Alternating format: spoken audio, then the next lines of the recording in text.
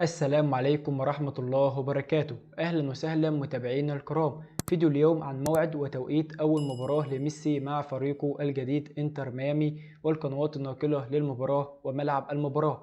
يا ريت يا جماعة قبل ما نبدأ الفيديو يا ريت نصلي على حبيبنا النبي عليه أفضل الصلاة والسلام وما نطولش عليكم في الفيديو. يلا بينا نتعرف على موعد أول مباراة لميسي مع فريقه الجديد انتر ميامي.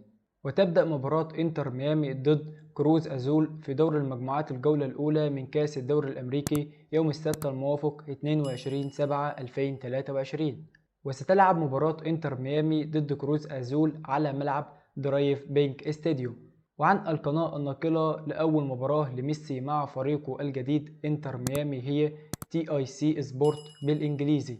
وتبدأ المباراة في تمام الساعة 1 صباحا بتوقيت مصر وليبيا والسودان، والساعة 4 صباحا بتوقيت السعودية وقطر ولبنان واليمن والأردن والبحرين وفلسطين وسوريا والكويت والعراق، والساعة 5 صباحا بتوقيت الإمارات وسلطنة عمان، والساعة 2 صباحا بتوقيت الجزائر والمغرب وتونس.